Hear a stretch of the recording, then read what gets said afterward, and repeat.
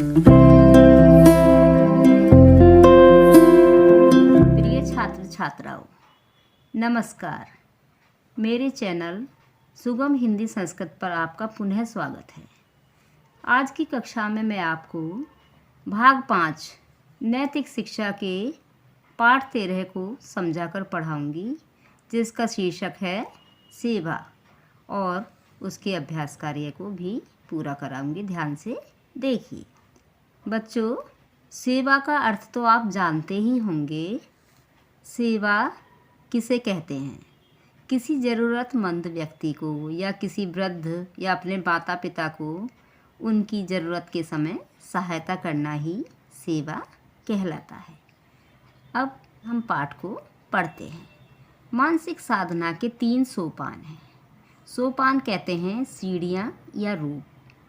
स्वाध्याय, सत्संग और सेवा। स्वाध्याय अर्थात अच्छी पुस्तकों का अध्ययन, अपने मन का अध्ययन। सत्संग अच्छे लोगों का साथ, और सेवा करना। इनमें सेवा का महत्व सबसे अधिक है।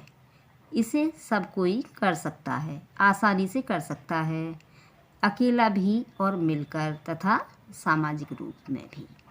मनुष्यों के पास 3 प्रकार की शक्ति होती है। बाहुबल अर्थात भुजाओं का बल, बुद्धि का बल, और धन बल अर्थात धन की ताकत, क्योंकि धन से कई कार्य सिद्ध होते हैं।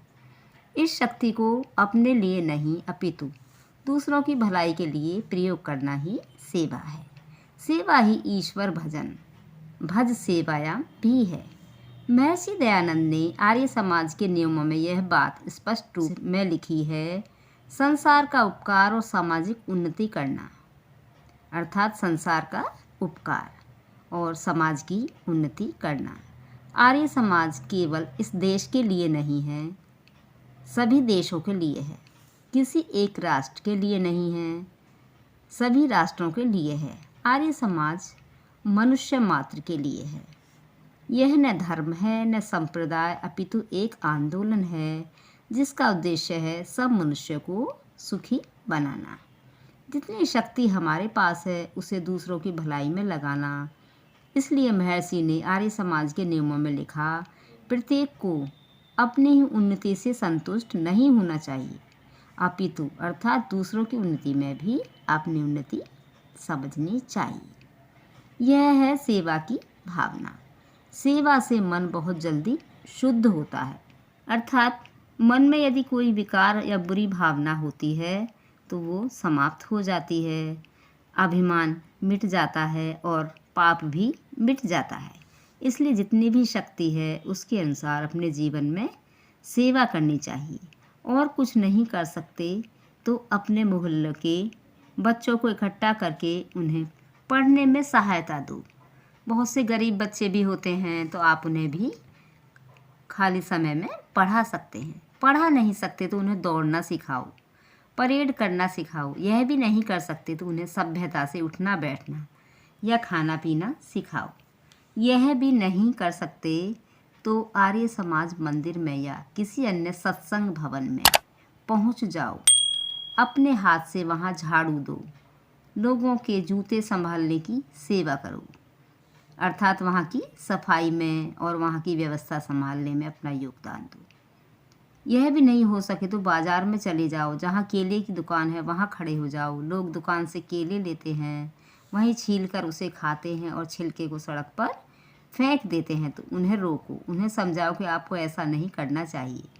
फिर भी यदि वे ऐसा करे तो इन छिलकों को उठाकर एक ओर रख दो, ताकि वह किसी के पैर के नीचे न आ जाए, किसी के फिसलने का कारण न बने। साधारण सी बात लगती है, परंतु यह केले का छिलका गलत जगह पर पड़ा रहा तो किसी का हाथ पैर टूट सकता है, यहाँ तक कि किसी की जान भी जा सकती है। कैसे? यदि वो सड़क पर जा रहा है, उसका पैर फिसल गया, उधर से कोई वाहन आ गया तो उसकी जान भी जा सकती है। एक सज्जन शीशी उठाए पत्नी के लिए दवाई लेने डॉक्टर के पास तेजी से जा रहे थे। रास्ते में केले का एक छिलका पाँव के नीचे आ गया। वे फिसल कर सड़क पर गिरे। हाथ की शीशी टूट गई। टूटी हुई शीशी गर्दन में ऐसी जगह लगी कि बड़ी नस कट गई और उन्होंने वहीं दम तोड़ दिया। यदि उस छिलके को किसी ने उठा लिया होता तो एक आदमी की जान बच जाती। सेवा छोटी हो या बड़ी, सदा महान होती है। तो आपको भी ऐसी सेवाओं में अपना योगदान देना चाहिए। आर्य समाज देश के अंदर बढ़ा तो निश्चित रूप से इसलिए कि उसने सेवा के कार्य को अपनाया। जहाँ कहीं जब कभी कोई कष्ट हुआ वहाँ आर्य समाज के कार्यकर्ता पहुँच गए। भूचाल, भूचाल कहते हैं भूकंप को, आए या बाढ़, अकाल पड़ गया या बलवा अर्थात दंगा हो जाए, आग लग जाए या पानी टूट पड़े, आर्य समाज के सेवक वहाँ पहुँचते हैं। अभी अभी सन 1990 में बच्चों, ये क्योंकि जब ये पुस्तक छपी होगी तो इसलिए यहाँ पर अभी अभी लिखा है। उत्तराखंड में भूकंप आया तो आर्य प्रादेशिक प्रतिनिधि सभा के प्रधान बाबू दरबारी लाल जी, जो कि उस समय उस पद पर स्थित थे, तथा मंत्री श्री रामनाथ जी सहगल विशाल सहायता सामग्री लेकर अपने सहयोगियों समेत वहां जा पहुंचे। सार्वदेशिक अर्थात सभी देशों की आर्य प्रतिनिधि सभा के कार्यकर्ता भी वहां पहुंचे। 1993 में महाराष्ट्र के भूकंप पीड़ितों की भारी सहायता की, अनाथ हुए बच्चों की रक्षा एवं शिक्षा हेतु शोलापुर में बाल सदन की स्थापना की। इसके अलावा बच्चों, कोविड के समय भी हमारे आर्य समाज ने सभी लोगों की बहुत सेवा की। सेवा से मानसिक बल बढ़ता है, मानसिक साधना पूरी होती है। सेवा मनुष्य को बहुत ऊपर ले जाती है, उसे सच्चा मानसिक और आत्मिक सुख प्रदान करती है। तो बच्चों, अब ये पाठ आपने समझ लिया होगा। अब मैं इसके कुछ कठिन शब्दों के अर्थ तथा प्रश्न उत्तर और रिक्त स्थान आदि समझाकर पूरे करा रही हूँ। अब देखिए, यहाँ पर मैंने शब्दों के अर्थ लिखे हैं। सोपान का अर्थ है बच्चों सीढ़ी या रूप। स्वाध्याय है अच्छी पुस्तकों का अध्ययन या अपना अध्ययन भी होता है। सत्संग है अच्छे लोगों का साथ। बाहुबल भुजाओं की शक्ति, उन्नति, तरक्की। शुद्ध होता है साफ। आत्मिक सुख, आत्मा का सुख। अब ये अभ्यास प्रश्नोत्तर हैं जो कि आपकी पुस्तक में भी दिए गए हैं। प्रश्न नंबर 1, मन को जल्दी शुद्ध करने का साधन क्या है? तो बच्चों, इसका उत्तर है मन को जल्दी शुद्ध करने का साधन दूसरों की सेवा करना है। प्रश्न नंबर 2, संसार का उपकार कैसे किया जा सकता है? उत्तर, संसार का उपकार दूसरों की भलाई करके किया जा सकता है। प्रश्न नंबर 3, छोटी छोटी सेवाओं में किन्हीं दो का स्वरूप बताओ। तो बच्चों, इसका उत्तर इस प्रकार है। अपने मोहल्ले के या अन्य गरीब बच्चों को इकट्ठा करके उन्हें पढ़ने में सहायता करना। नंबर 2, आर्य समाज या सत्संग भवन में जाकर वहाँ की सफाई करना। प्रश्न नंबर 4, देश में आर्य समाज के बढ़ने का क्या कारण था? तो बच्चों, इसका उत्तर है देश में आर्य समाज के बढ़ने का कारण उसके द्वारा सेवा के कार्यों को अपनाना था, अर्थात उसने सभी की बहुत सेवा की थी, इसलिए आर्य समाज देश में बढ़ गया और उसकी प्रसिद्धि भी बढ़ गई। बच्चों, यहाँ पर ये कुछ रिक्त स्थान हैं जो कि मैंने आपकी पुस्तक के अतिरिक्त भी आपको बनाकर दिखाए हैं, तो इन्हें ध्यान से देखिए। नंबर 1, सेवा से मानसिक बल बढ़ता है।